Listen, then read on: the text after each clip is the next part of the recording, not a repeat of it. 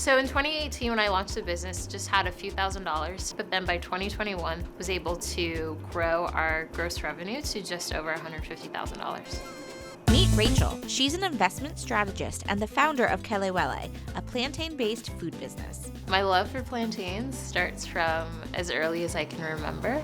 This is kind of my perfect plantain because it's still a little firm, but still gonna be very sweet. You know, I was raised by my mom who immigrated from Ghana, and she worked 2 jobs, and I think that's where I get my hustle mentality from.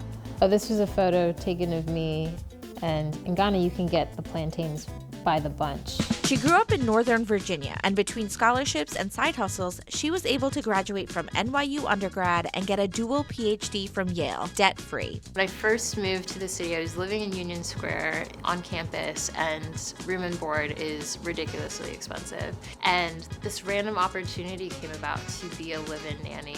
And it was great because I got to live there for free, I got paid, and being on scholarship and working, you know, a bunch of jobs just to kind of make it work, I was always looking for cheap eats. And it was kind of like a remembrance of like, oh my goodness, plantains are really affordable and accessible. You can get 4 of them for $1. I was eating plantains all of the time, and I was hosting a bunch of what I called plantain kickbacks. And it was just really a showcase of all the different plantain dishes that I was making. And so I started by doing the festivals and pop-ups. And in the early days, I was making everything out of my Brooklyn apartment. I was learning in real time all the different licensing and insurance that you have to get, and getting a home baker's license. It's very hot.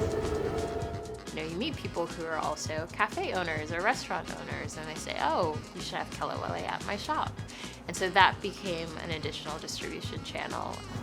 People nationwide were saying, oh my goodness, I would love some plantain cookies, and I'm here in LA. How can we make that happen? And then we can put these products on the website to sell. And so that became the e-commerce channel. So in 2018, when I launched the business, just had a few $1,000s to kind of kickstart. But then by 2021, throughout all the distribution channels, was able to grow our gross revenue to just over $150,000.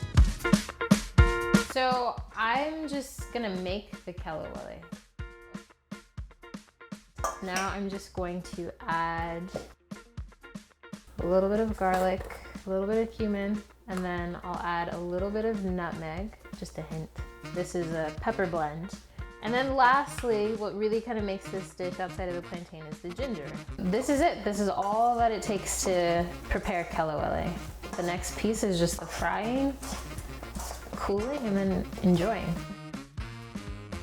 I had the opportunity to open DeKalb Market Hall. I actually launched another fundraiser where I was able to gain a couple $1,000s from friends and family. So today marks the launch of our public fundraising campaign. But the lion's share of the donations came through grants. And I've always had the principle of preferring non-diluted funding. So I like to be able to have full control of kind of running the business the way I see fit and not being kind of bogged down. After 6 months, she decided to close the DeKalb stand because of a pending rent increase, even though it had been profitable. I have yet to lose any money off of this plantain business, but I'll also say that I do not pay myself from the business. All of the revenue that's generated, I just reinvest into the business because I have the privilege of working a 9-to-5 job, which, you know, meets all of my needs in that way. And so it's just been really an opportunity to just always reinvest in the business and continue to grow it that way.